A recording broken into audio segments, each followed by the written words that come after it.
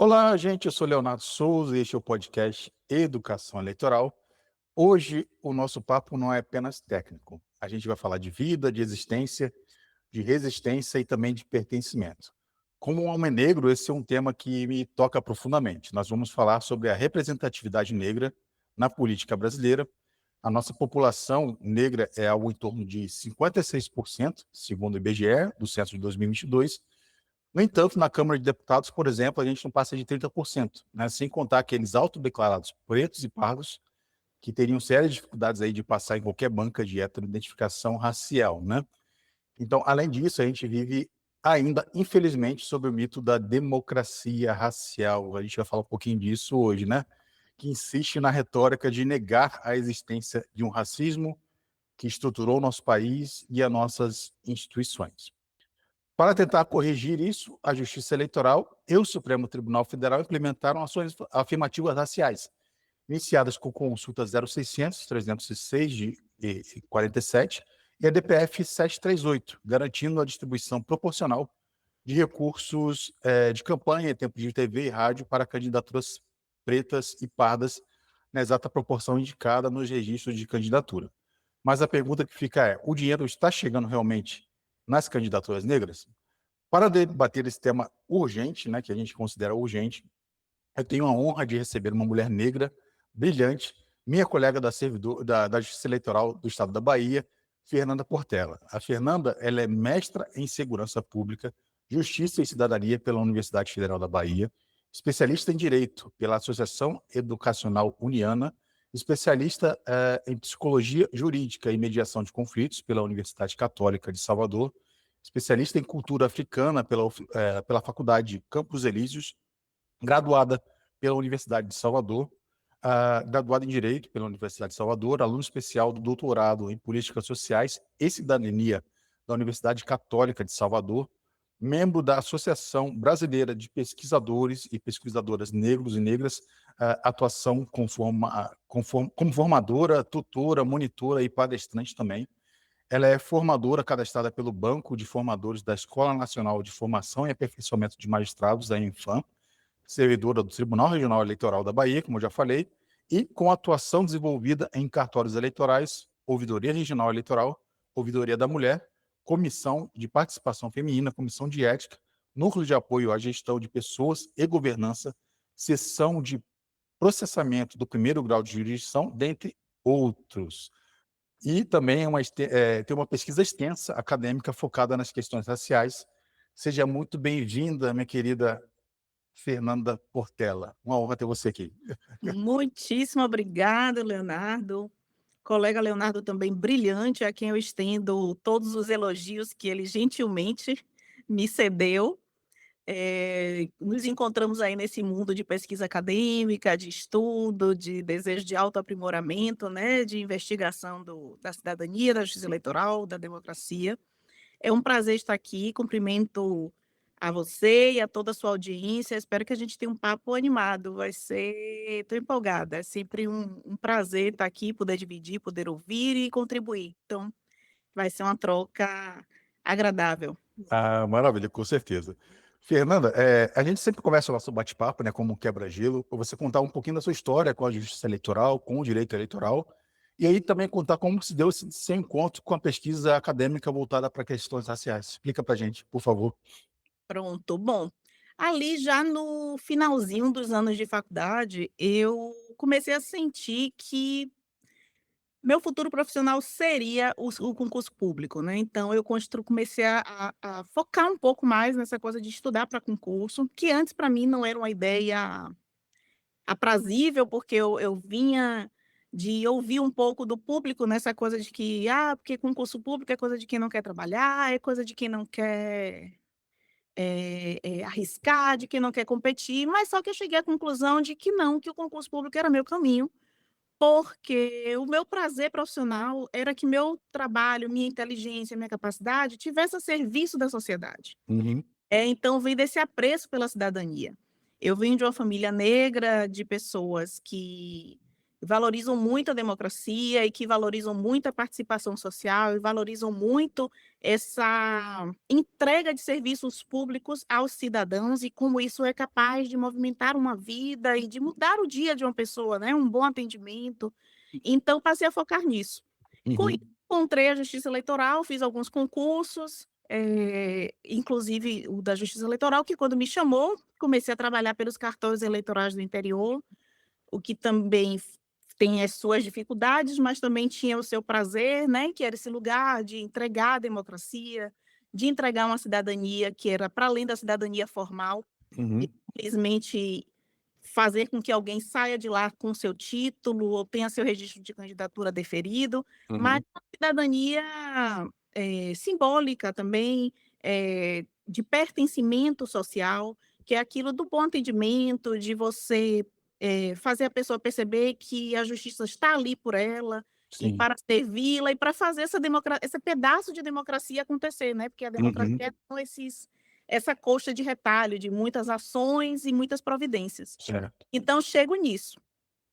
Aí, alguns anos já em cartório, já tinha passado por experiência ali de uns 3 ou 4, algumas eleições no currículo, e uma inquietação que era muito grande no meu dia a dia, como mulher negra, com consciência democrática, com consciência da importância da participação, eu tinha um incômodo muito grande diante da ausência das pessoas pretas nas cadeiras elegíveis, né. Então, assim, o que é que eu via? Eu via um quadro que tinha pessoas concorrendo sim, aos cargos de vereança, porém esse concorrer vinha desacompanhado de uma estrutura que viabilizasse uma boa campanha, então eu percebia que aqueles registros eram deferidos, eram processados, as pessoas entravam em urna, mas você não via a cara daquelas pessoas nas campanhas. Uhum. Na disputa, nem mesmo nas brigas judiciais, né, pelo espaço, pela correção, pelo financiamento, e menos ainda no momento de serem eleitos, né, se eles sequer tinham chance de campanha, imagine de ser eleitos. Uhum. E havia um silêncio sobre essa ausência preta nas cadeiras políticas, né. As mulheres também sofriam de subrepresentação, era um problema a ser enfrentado, mas não havia tanto silêncio, porque queira ou não, já existia o reconhecimento da cota mínima, Uhum. com todos os problemas que a gente sabe que a cota, infelizmente, enfrenta, né, de Sim. fraude, laranjas, mas não havia o silenciamento. Uhum. Esse silenciamento para mim era extremamente incômodo. Quando eu chego na capital, que eu retomo meus estudos, volto para a academia, estava tentando fazer meu projeto de pesquisa e com o projeto já quase pronto, na temática racial, na temática da subrepresentação negra, eis que o TSE e o STF acatam a consulta pública, né, da deputada Benedita e através do doutor Irapuã, e estabelece ação afirmativa racial nas campanhas eleitorais, na distribuição de recursos públicos. Aí, a partir daí, eu disse: "É aqui que eu vou estudar", já era minha paixão o tema, né, foi a quebra de um silêncio, e aí, por a partir daí, eu caminhei nesse universo aí das ações afirmativas, da participação negra nas política. Uhum. É interessante você falar, né, que é um silêncio mesmo, né, não tem a gente vai falar um pouquinho, não vou dar spoiler agora, mas realmente não tem lei para viabilizar candidaturas negras, né. Lei formal, como fizeram tardiamente também para as mulheres, né, a cota mínima, que foi tem aquele, avança um pouquinho, volta 3 casas, avança um pouquinho, volta 3 casas, né. Então a gente sempre precisamos do judiciário, da justiça eleitoral, do Supremo, para viabilizar essas questões, tão importantes para que a gente considerar a gente não pode considerar que a gente vive numa democracia plena se as pessoas não são representadas, né. Então a gente tem Exatamente. parcela da população historicamente fora dos cargos de poder. Como a gente vai proporcionar políticas públicas sem que as pessoas de fato estejam representadas lá, né? Então aí fica um contrassenso e uma democracia meio fragilizada, digamos assim, né, Fernanda? É isso mesmo, a gente precisa compreender que a democracia não é um bolo pronto, né. Uhum. E ela não é estanque, não é um processo em que você é democrático ou não é simplesmente, não é um sim, Sim. existem gradações e você pode avançar nesse processo democrático, né. Uhum. Uma coisa, por exemplo, que eu sempre costumo pontuar, A democracia, a partir da cidadania, no direito ativo de votar, foi um processo de construção. Sim. O a democracia já se chamava democrática, mas excluía mulheres, mas excluía analfabetos. Quando Uhum. a gente conseguiu avançar, né, o tempo Sim. vai melhorando, isso é melhora nos níveis democráticos. Então, Sim. a partir de hoje, a gente atingiu um nível que, com algumas observações aqui e ali, com rela mas Uhum. o a participação ativa é absoluta, né, então você Uhum. consegue participar dos mais instruídos, dos mais privilegiados, a todo o resto da sociedade consegue ir lá e dar seu voto, e ter esse Sim. voto respeitado. E nisso a justiça eleitoral tem esse papel tão importante, né. Uhum. Eu tenho um orgulho muito grande, assim, do serviço que a gente entrega, Claro.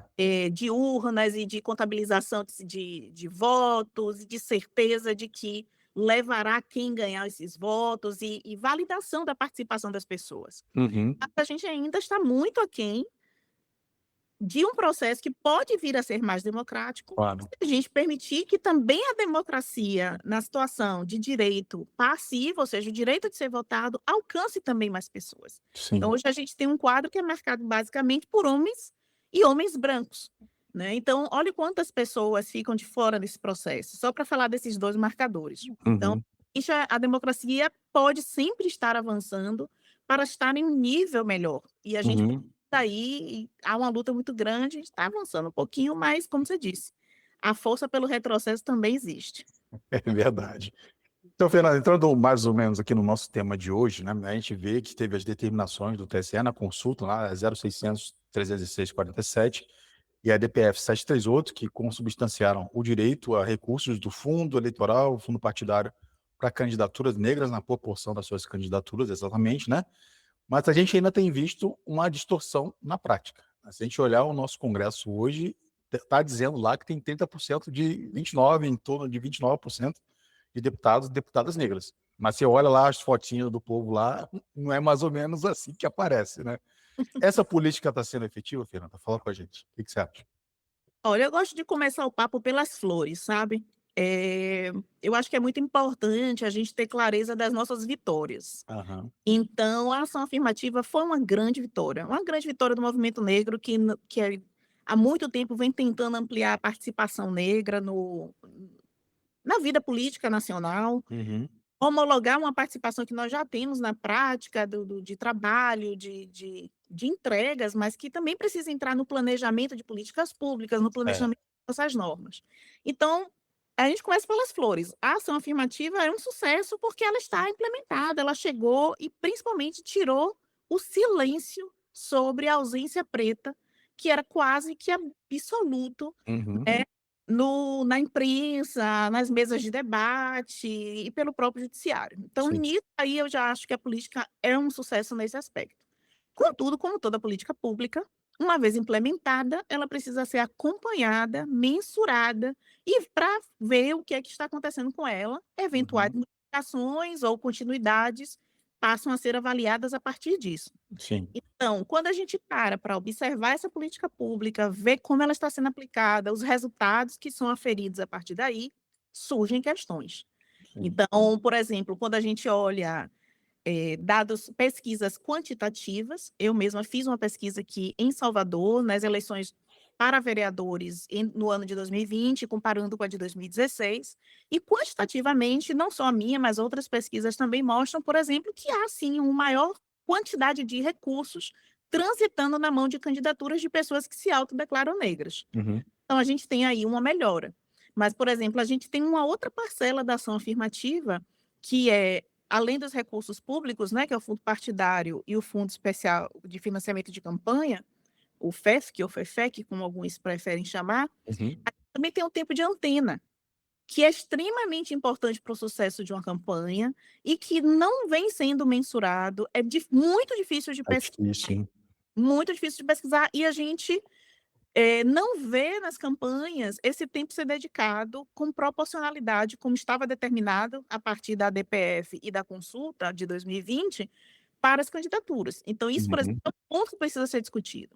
O outro ponto discutido é a gente averiguar se o dinheiro que está chegando e que os dados quantitativos mostram que chegou, se essas pessoas que estão recebendo, de fato, estão utilizando e se elas, de fato, são pessoas que deveriam estar sendo beneficiadas Uhum. por recursos públicos de uma ação afirmativa. Sim.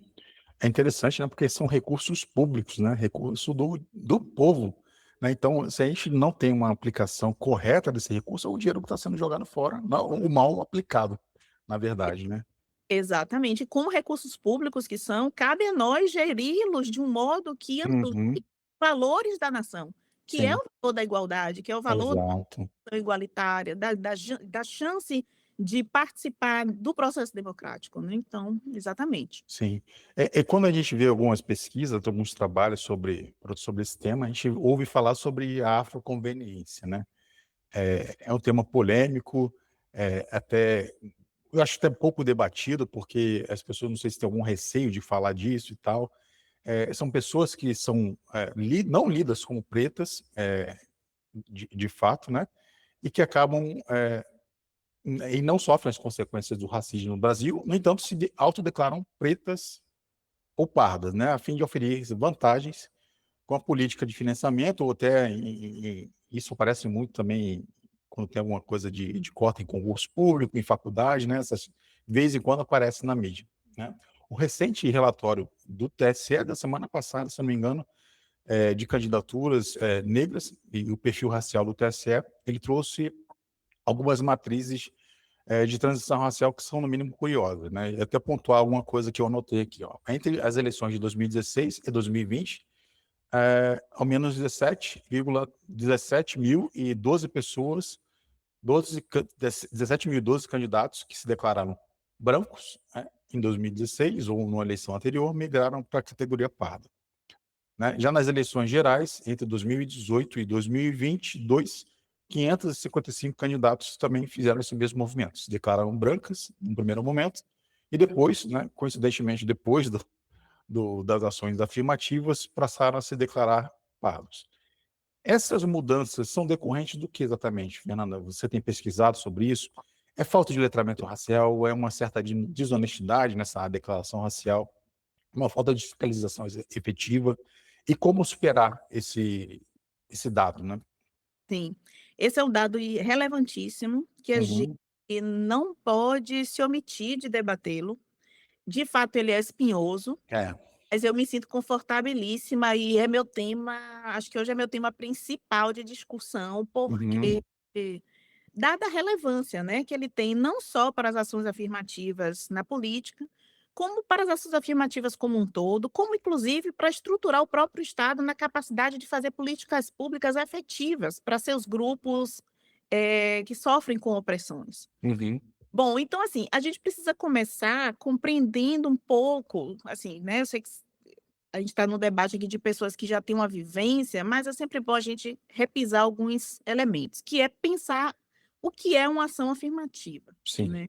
Ação afirmativa é aquela medida que, uma vez verificada que numa sociedade que preza pela igualdade de todos, essa igualdade ela não se reflete de fato, ela não se materializa na nossa rotina, no nosso dia a dia, nas nossas oportunidades, você entra com uma ação que interfira naquilo de modo a ampliar, melhorar a igualdade entre aqueles indivíduos, ainda que você não consiga anular os efeitos do sistema de opressão ao qual ele está submetido. Uhum. Esse é o lugar da ação afirmativa.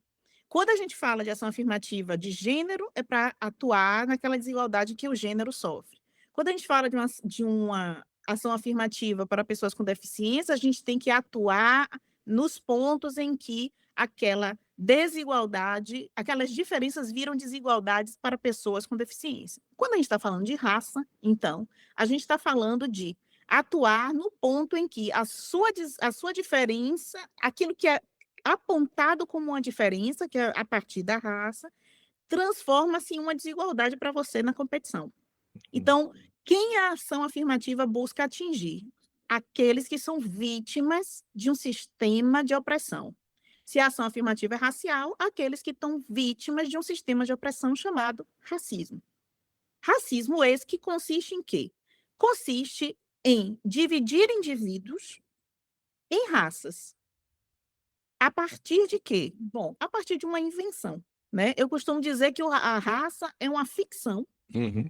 porque ela não tem nenhum fundamento biológico, ela não tem nenhum fundamento étnico, ela não tem nenhum fundamento corpóreo, como se costuma inclusive pensar, né, mas é uma ficção, foi criada, só que ela passa a ter efeitos na realidade. Você divide os indivíduos ali em grupos, e aquilo passa a ter efeitos sobre a realidade. Uhum.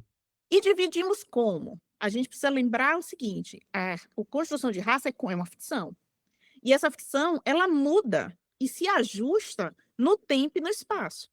Então, a forma como a raça é construída e ela se dá aqui no Brasil, por exemplo, ela é diferente. Vou usar um exemplo comum, que é o dos Estados Unidos. Lá nos Uhum. Estados Unidos, na hora que a gente tem lá o universo de seres humanos e pessoas, quando a gente vai dividi-los em raça, eles lá utilizam lá os critérios que foram estabelecidos na sociedade deles. Uhum. Como, por exemplo, lá eles dividem-se a partir de uma aparência, né, como descendentes de europeu, o que se chama hoje de brancos, e os descendentes de africano, aquilo que chamamos de negros. Uhum. Além dessa aparência, é necessário também uma prova de linhagem. Então, por exemplo, se você tem até uma aparência branca, mas na Uhum. sua linhagem não há uma prova de que você é sempre branco, sua linhagem é toda branca, isso te jogará no grupo dos racializados. Aqui, Uhum. trabalhando com negros e brancos, então vai te jogar no grupo dos negros, se for provado que você tem lá um vínculo, um parente, um avô, um pai, que era uma pessoa racializada negra. No Brasil, a gente tem uma outra estrutura e a gente não pode confundir isso. Na nossa estrutura, estamos todos aqui como pessoas existindo, mas a gente se divide na estrutura racial a partir estritamente do fenótipo. Uhum. Então, à medida em que você parece descender de europeus, você é incluído no grupo dos brancos, e a partir do momento em que você parece descender de africanos, você é incluído no grupo dos negros. A Uhum. gente está discutindo sobre uma raça que é socialmente determinada, Uhum. socialmente construída. A gente não pode nunca confundir, e algumas pessoas têm essa confusão, principalmente pelo mito da miscigenação e pelo mito da miscigenação coletiva, né, essa coisa de que todos somos, no fundo, descendentes africanos, ou Uhum. então o mito da democracia racial, né, de que todos nós chegamos aqui, fomos vivendo juntos em igualdade e somos todos descendentes de todas as raças e por isso somos todos os mesmos. A gente não pode nunca confundir que, além de que esses mitos são mitos, não são verdadeiros, né, nossa história Uhum. mostra uma história de disputa, de opressão, mas a gente não pode confundir o seguinte: quando a gente está falando aqui de raça social, a gente não está falando de identidades, autoidentidades. Então alguém pode até, por exemplo, saber que tem uma descendência, como eu sei que eu tenho uma descendência indígena, então eu me identifico com os povos indígenas, né, eu me vejo descendente deles, mas isso não me autoriza a, no momento de uma ação afirmativa para indígenas, eu me inscrever. Por quê? Porque nos critérios sociais da minha sociedade, eu não sou vista como indígena. Eu sou Uhum. vista como negra, eu sou lida como negra. Uhum. Então, a ação afirmativa visa alcançar quem? Os negros. Logo, a ação afirmativa visa alcançar aqueles que estão submetidos ao racismo. E o racismo na nossa sociedade brasileira se estrutura a partir de características fenotípicas. Não é opcional. Eu não escolho estar ou não estar em determinado grupo. A sociedade é quem me aponta. Uhum. Então, a gente precisa ter consciência desse elemento para discutir a afroconveniência, né. Sim. A afroconveniência é quando, convenientemente, para usufruir de uma estrutura que é feita para promover a igualdade, você vai lá e dobra a desigualdade. Porque sem Uhum. ter direito, já que você não está submetido a uma opressão, você pega aquele sistema de suporte indevidamente ao se declarar, pertencente a um grupo de oprimidos que você não pertence. Uhum. Então, a afroconveniência é esse lugar de você chegar e dizer: "Não, eu sou negro", quando de fato, nas regras sociais, você pode até ter uma identificação com o povo negro, mas você não está submetido ao processo sistêmico de opressão, que é o racismo, já que você não se encaixa naquele seu território, nas Uhum. regras que faz você ser vítima daquilo. Sim. Então, a conveniência é um grande problema, principalmente para as ações afirmativas, uma vez que a afroconveniência faz com que a ação afirmativa não chegue no seu real destinatário. E quando a gente hoje conversa sobre ação afirmativa na política, que é essa distribuição de recursos, isso se transforma num grande problema. Uhum. Temos reportagens, nós temos pesquisas diversas que mostram que, ao final do processo, as pessoas estão, como na nossa ação afirmativa, basta que você se autodeclare, não tem outra forma de verificação. Muitas pessoas que não se caracterizam como pessoas pertencentes ao grupo de opressão, oprimido, como que são os negros, se autodeclaram, beneficiam-se e terminam retirando oportunidades de quem seria o verdadeiro Uhum. beneficiado, prejudica anos de luta, porque ações afirmativas não foram presentes sociais, são resultados de luta de muitas pessoas Sim. que deram vida, que deram tempo. Então, a questão da afroconveniência e a ação afirmativa é uma questão essencial e a gente precisa sair desse desconforto, né? Uhum. Para você ter uma ideia, na minha dissertação de mestrado, foi quando eu comecei a lidar com isso. Por quê? Uhum. Inicialmente, eu ia fazer um trabalho quantitativo sobre o recebimento de recursos, discutindo a todo tempo sobre a subrepresentação negra na vereança de Salvador. O que acontece? Quando eu já estou caminhando ali, que a pesquisa não é o que a gente quer, né? A pesquisa ela é o que ela é. O que os dados me trazem foi, de fato, houve uma melhora de recursos. Então, entre 2016 e 2020, você vê que a ação afirmativa teve um reflexo. Então, mais pessoas negras receberam esse recurso, o que era Uhum. celebrado. Mas o resultado, quando eu fui olhar o quadro de eleitos, eu não tinha uma subrepresentação negra em Salvador, muito pelo contrário, eu tinha uma maioria negra. E eu fiquei enlouquecida com aquilo, eu fiz: "Meu Deus". Ou seja, a pesquisa agora desfez toda a minha compreensão, todas as minhas hipóteses foram desfeitas, o que tudo bem, isso é a Uhum. pesquisa mesmo.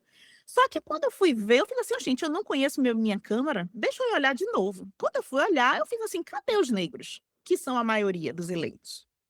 Então, eu submetia os dados públicos, né, a partir de fotos públicas usadas no registro de candidatura, a comissões de heteroidentificação simulada, para verificar como aquelas pessoas eram lidas socialmente. E o resultado foi lamentável, porque a redução do que parecia ser uma maioria negra virou uma ínfima minoria. E a Uhum.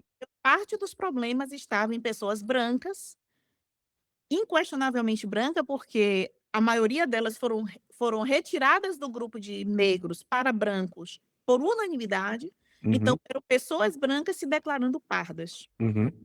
Então ali ficou evidente que havia um problema com a chegada dos recursos na mão dos negros, porque Sim. até o resultado anterior, quantitativo, que eu consegui, foi desfeito a partir do momento em que, ok, os recursos aumentaram, mas não chegou na mão de pessoas negras realmente. Isso questiona a efetividade da medida, como a gente estava conversando antes. Sim. Fiz também isso com o resultado da Câmara e do Senado, e também tive a mesma surpresa, né? Reduções drásticas entre os autodeclarados e os heteroidentificados. Então, Uhum. questão realmente que precisamos enfrentar, porque retira, né, essas oportunidades das pessoas que deveriam de fato recebê-las. Sim. Você mencionou a questão da heteroidentificação, né? Você acha que é um caminho, a heteroiden porque hoje as resoluções do TSE, principalmente, fazem um convite, né, para os partidos: "Ó, recomendas e tal, fazer a comissão antes de submeter as candidaturas, para que eles recebam recursos de maneira correta", né. Aí você faz uma pesquisa dos partidos que têm essas comissões de heteroidentificação interna antes de fazer o seu registro de candidatura, dá um ou 2 partidos no máximo. Então é um convite que não tem surtido muito efeito, né. Aí fala: "Não, o Ministério Público pode receber as listas daqueles que tiverem, divergência no cadastro", mas até então, falta um discernimento de fato de que: "Pô, essa aqui é uma pessoa negra, esse aqui não é". Tem uma decisão curiosa de Santa Catarina, que até coloquei num trabalho que está para publicar meu, os desembargadores lá entenderam que o candidato fenotipicamente branco, você olha para ele, você vê que é uma pessoa branca. "Ah, não, mas ele tem um avô negro, então ele merece receber o", é justamente o contrário do que você falou agora, né. Ele fez uma leitura racial dos Estados Unidos, não do Brasil. E até essa confusão que a gente tem no Brasil, de que há muita miscigenação, muita mestiçagem de fato, mas sem considerar as violências históricas que a população negra sofreu, né, principalmente as mulheres negras que eram constantemente violentadas, e gerou-se essa grande massa de gente, e a política eugenista do próprio Estado brasileiro no início da década de 20, década de 20 não, do século 20, Uhum. que incentivava a miscigenação para acabar, exterminar com a população negra, né, de fato, em 100 anos, coisa que, graças a Deus, não aconteceu, né? Mas é curioso porque a gente fica sempre nessa questão de avança um pouquinho, volta um pouquinho. Aí, voltando à pergunta, você acha que a heteroidentificação no processo de registro seria uma solução factível no que a gente tem hoje? Olha, uma solução do que a gente tem hoje, eu acho que ela tem que ser multifatorial. Uhum. Então, assim, é essencial que a gente discuta a questão do desfazimento do mito da democracia Sim. racial, que ainda é muito vivo na nossa sociedade. É necessário que a gente discuta o racismo e compreenda o racismo como uma tecnologia de opressão de pessoas, né? Não é algo que é ao acaso, não é algo que está no campo do pessoal, é algo que está no campo do social, das máquinas, da máquina pública, da instituição privada, e que isso tem consequências na vida de pessoas. Então, a gente precisa compreender isso com maturidade Uhum. e a gente precisa discutir, sim, compreender o que é o sistema de raças. O que é essa invenção das raças? Compreender que raça, por exemplo, não é biológica, não é algo que foi definido e que você traz em si, foi uma construção social, que essa construção social varia no tempo e no espaço. Então, é uma questão também de estudo e amadurecimento. Uhum. Isso aí eu acho que é um dos fatores. As medidas com heteroidentificação, eu acho que são essenciais. Sim. Contudo, eu não sei lhe dizer, e eu penso muito sobre isso, o que seria uma resposta em termos sancionatórias para autodeclarações dessa fraudulentas. Uhum. Eu acho que é algo que a gente precisa se debruçar coletivamente e pensar. Contudo, o fato é que precisamos de um processo de heteroidentificação.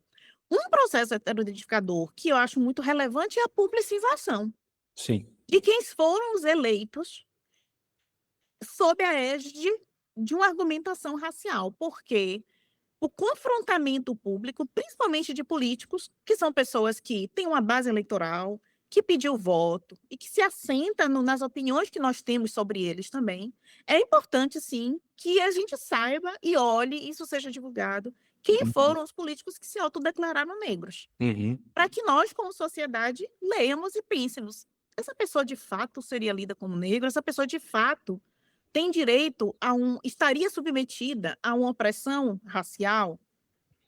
Existem outras opressões na nossa sociedade, mas a racial, essa pessoa estaria vítima desta opressão, e acho que isso pode ser um elemento constrangedor.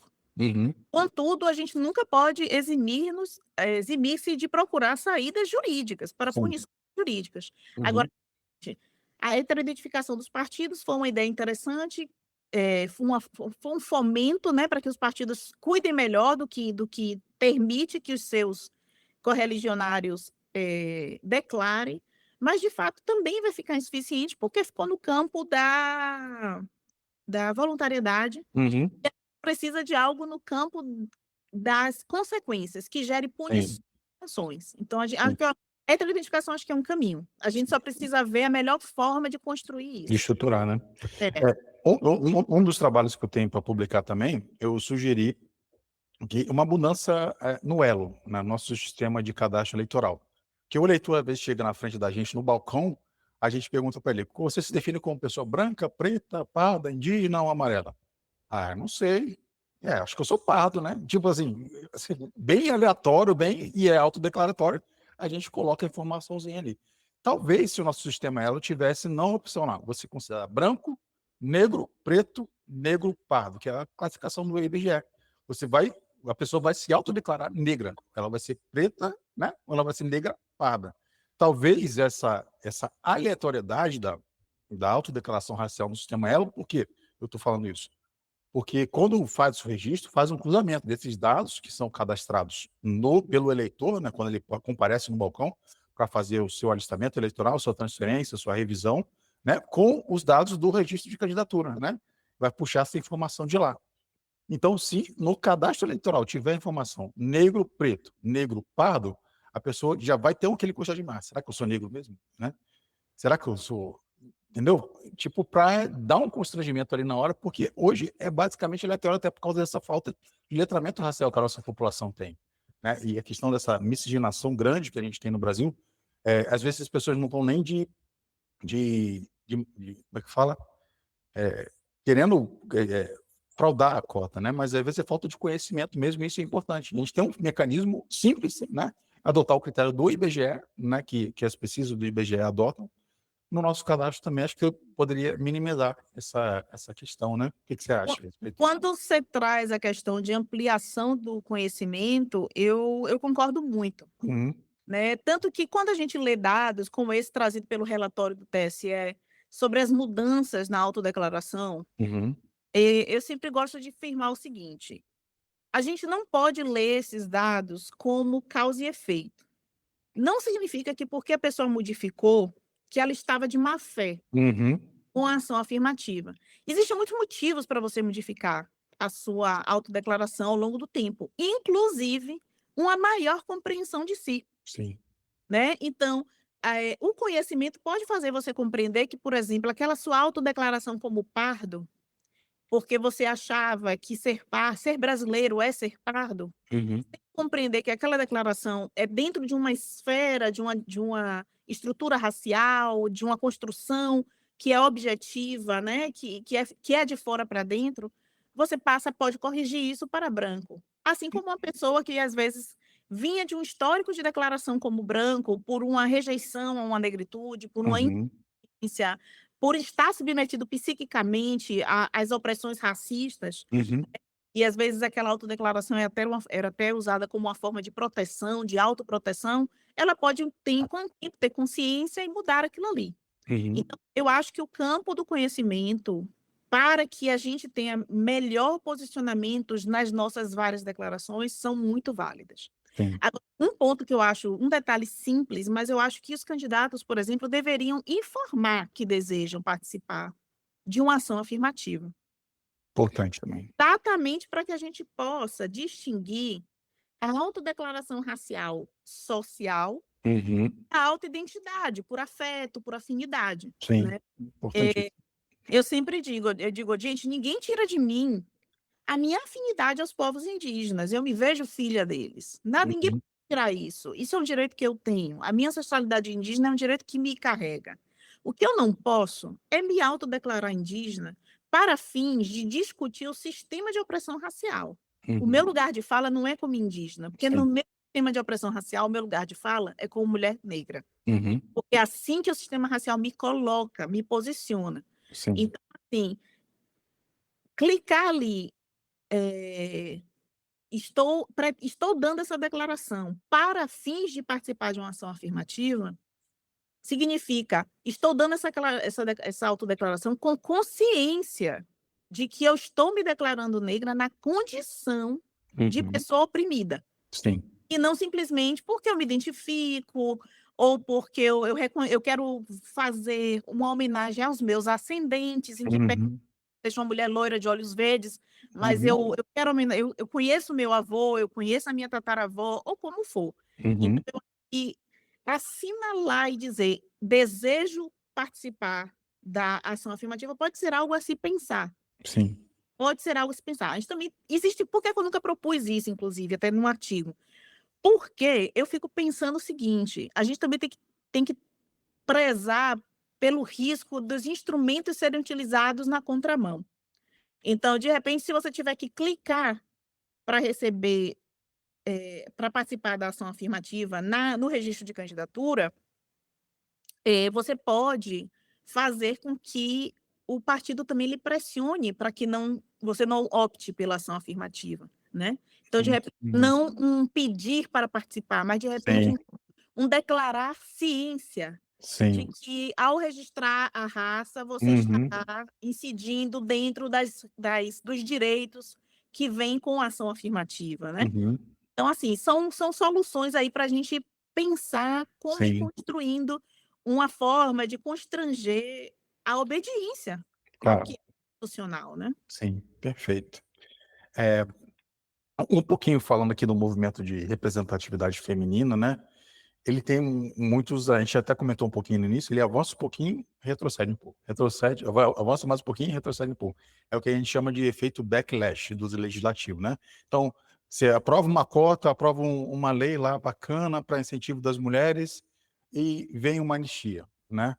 Aí falta uma discussão também que eu acho interessante também, a Marilda Silveira defende muito isso, que é uma discussão séria sobre a reserva de cadeiras femininas, mas não é nosso tema aqui, não vamos entrar nele, né? Quanto à representatividade negra, a gente teve um efeito backlash desse mais ou menos assim, que foi a emenda constitucional 183 de 2024, que firmou os 30% do FUFEC para candidaturas negras, né? De acordo com a decisão anterior do Supremo e do TSE, né, era proporcional ao número de candidaturas dentro de cada sexo ali. Então, se tinham 50% de homens negros, 50% do financiamento vão para os homens negros. Se tinha, sei lá, 49% de mulheres, correspondia a isso também. E aí entrou essa emenda que firmou lá, os partidos têm que dar lá 30% para candidaturas negras. Aí a discussão está, isso é teto, né, ou é piso? Né? Então, a emenda parece que ficou bem negativa para a ação afirmativa. Né? Acho que até a resolução do TSE mudou. Né? Essa que foi aprovada agora está com esse percentual de 30% do FEFEC, de acordo com a emenda constitucional. O que você acha disso? Foi um efeito backlash mesmo? A gente retrocedeu? Com certeza, né, com certeza. É importante que a gente veja a presença do sistema de opressão, porque ele se faz ver exatamente nesses momentos, né, Uhum. nesse esforço de fazer você retroceder. Cada vez que a gente retrocede, a gente perde tempo, Sim. porque aquilo que foi conquistado com muito tempo e muito Uhum. suor. Então a gente vê isso realmente com as mulheres e vê isso muito com os negros. Eu digo que a própria cronologia das emendas que constitucionalizaram as distribuições de recursos, prova a resistência que é dada a ao avanço. Por Uhum. exemplo, a divisão proporcional de recursos dos negros foi implantada em 2020. A emenda constitucional 117, ela é decorrente de uma PEC que foi apresentada em 2021. Ou seja, em 2021, já estava decidido pelo judiciário a distribuição proporcional tanto das mulheres quanto dos negros. No entanto, a PEC veio e englobou apenas as mulheres, quando já poderia ter englobado ambos, Uhum. e a gente ter avançado no tempo, ter chegado constitucionalizado mais cedo. Uhum. Em 22, a PEC vira uma emenda constitucional. Em 23, a gente tem a PEC da anistia. Né? Então, aí, em 24, a PEC da anistia parece trazer pelo menos algo de positivo, que é a constitucionalização das proporções de distribuição de recursos para os negros, mas vem com uma pegadinha, que é um retrocesso, Baita pegadinha. um super retrocesso, porque Aham. ele vai lá e diz, ok, vai distribuir proporcional, como já está sendo feito, mas não vai ser mais proporcional à sua presença, Uhum. vai ser proporcional a 30%. Quer dizer, 30% é o quê? Um número aleatório, É. né? Tirado a partir do quê? Seja piso ou teto, Uhum. entregou a variação disso para a voluntariedade. Sim. E voluntariedade não funciona em sistemas de opressão. Porque sistemas de opressão, na voluntariedade, vai optar pela opressão. Pela opressão. A verdade é essa. Então, assim, aí a resistência, a dificuldade, o dá e tira, ou seja, eles retrocederam a gente no tempo. A gente já estava com a proporcionalidade. E não podemos esquecer, aos negros não tem a porcentagem mínima de registro de candidaturas, né? Uhum. Então, o mínimo que se tinha era essa proporcionalidade e a sua presença. É totalmente aleatório, mano. É totalmente aleatório, é totalmente um ato de resistência, Aham. né, ao avanço da presença de pessoas pretas na Uhum. disputa pública. E isso Uhum. é de uma gravidade, tremenda, Sim, tremenda, vai ter que ir atrás de reverter. sim. Tem até uma ADI no Supremo, se eu não me engano, não sei se estava para ser julgado esses dias, questionando essa proporção, né? Exatamente, tá tramitando ainda. Eu acho Sim. que teve até um aperfeiçoamento recente de um dos amigos curiae, se eu não me engano. Uhum, uhum. Então, Fernanda, então, para a gente encerrar a nossa última pergunta, a gente faz uma reflexão aqui acerca da nossa própria casa, na judiciária. A gente exige tanto que os partidos promovam a equidade, mas a justiça eleitoral, como é que o letramento racial e as ações afirmativas internas para servidores e magistrados, eles podem impactar na aplicação correta dessas regras nas eleições? O que você acha?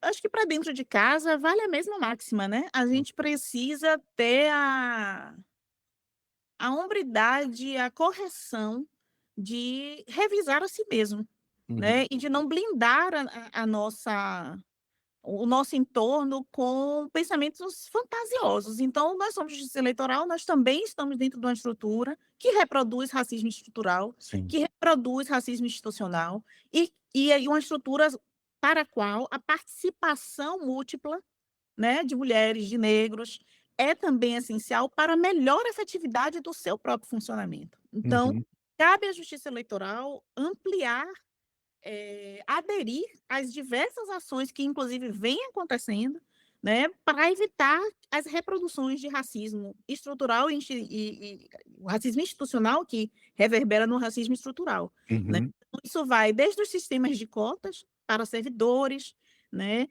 desde da aplicação com interseccionalidade das medidas para mulheres, evitando que você aplique medidas para mulheres de participação feminina, de medidas de proteção diante de violências domésticas, e que essas medidas atinjam exclusivamente as servidoras brancas ou as magistradas brancas. Vem também da Justiça Eleitoral e de todo o Judiciário de participar das iniciativas do CNJ, como o Pacto da Equidade Racial, com compromisso de validar aquilo ali, de entender o compromisso, a relevância daquilo ali e fazer uma aplicação real e não meramente uma aplicação formal para uhum, ter eventuais formulários ou eventuais colocações em prêmio ou no âmbito da mera formalidade, né. sim. Aderir a essas iniciativas e pensar a si própria, né, dentro da sua própria realidade. Isso vai contribuir, porque vai trazer um servidor diverso para as mesas de reunião, que vão trazer novas perspectivas, que vê a sociedade por um outro ângulo. Sim. Então, isso é da mais extrema relevância e sempre investir na educação. Sim. Então, as formações em letramento racial são essenciais. Não adianta 500 protocolos, não adianta iniciativas e campanhas se o seu juiz não entende a estrutura racial Uhum, brasileira, se o seu servidor não entende a estrutura racial brasileira. Então, você trouxe algumas vezes aqui a questão da formação e eu totalmente sou aderente ao seu pensamento. A formação ela é essencial e ela começa pelo letramento racial mesmo, assim, do que é o uhum, racial. E a partir daí a gente vai discutir racismo estrutural, como funciona, quais os aspectos, lugar de fala, todos esses elementos que a gente vem trazendo à discussão e que às vezes são secundarizados, né. uhum, Muitas vezes eu já ouvi, e já senti, porque sou instrutora em alguns cursos, então você percebe que há uma espécie de desinteresse quando o assunto é diversidade, né. Você faz um curso ali de processo civil, de processo, civil eleitoral, você tem uma adesão X. Se o tema é diversidade, protocolo, de julgamento com foco em gênero, com foco em raça, você já vê uma dificuldade do público de querer aderir, de entender, de compreender a relevância daquilo. Mas cabe às instituições insistir, exigir, demandar que as pessoas participem, porque isso também é democracia, isso também uhum, é sentimento de cidadania, a gente fornece para fora e tem que fornecer para dentro também. sim. É reconhecer, né, que as instituições são forjadas numa estrutura social que é criada em cima do racismo, né, Ex então a gente acaba reverberando isso até sem querer, né, exa só estruturalmente repetindo comportamentos, repetindo falas, repetindo, questões organizacionais ali. Você vê, por exemplo, eventos voltados para mulheres, mas sem representatividade, né, interseccionalidade com presença de mulheres negras, indígenas, mulheres trans, né. Esse pertencimento também é importante quando se fala dessas questões, né. Não só o discurso institucional, mas a e prática institucional é importante também, né. Eu costumo mexer na ferida, então eu sempre digo: "O pessoal é o seguinte, não basta boas intenções, tem que ter conhecimento". Sim. Então não adianta sua boa intenção em não ser racista, se você não entende do que é raça, o É. que é sistema racial. Sua boa intenção não vai ser Uhum. suficiente para Sim. poupar você de de um constrangimento, de uma ilegalidade, de uma Uhum. criminalidade, de cometer, por exemplo, um ato racista, Sim. né, ou de É. submeter sua instituição a cometer um Exato. ato racista, porque as decisões das instituições são tomadas pelo seu corpo funcional. Uhum. Então não basta ter boas intenções, é preciso ter também boa intenção, Sim. mas o conhecimento se faz mais que necessário, é preciso. Maravilha, muito boa a conversa. Eu ficaria aqui mais um tempão conversando com você, Fernanda. É assunto realmente bem instigante e que a gente gosta, né, de lidar, de tratar esse conhecimento que a gente julga importantíssimo para a nossa sociedade, para a nossa democracia. Eu queria deixar esse passinho para você, mais uma vez agradecer, né, a presença, a gentil presença, dizer, reforçar que eu sou seu fã, te admiro demais. Eu leio, sou leitor assíduo de tudo que você produz, inclusive baseei, já falei para você, baseei esse artigo que está para lançar, para publicar nas suas pesquisas, e quem não leu ainda, que leia, realmente uns trabalhos muito bem estruturados e que vão no foco dessa questão que a gente está enfrentando aqui hoje. Muito obrigado. E esse espacinho final é seu para você falar o que você quiser. Ai, que legal. Olha, eu quero dizer que também foi um prazer, adorei o bate-papo. Eu digo que meu hobby é bater papo, então adoro conversar. Conta sempre comigo, sempre que quiser, sempre que precisar. Foi realmente gostoso aqui o tempo, uma pena que a gente não pode realmente ficar mais. Cumprimento a todos que nos ouviram, que chegaram até aqui, né, e bom, né, que são pessoas também que estão aqui com a gente. Quem chegou até aqui está querendo se informar, está querendo Sim. participar, está atuando também.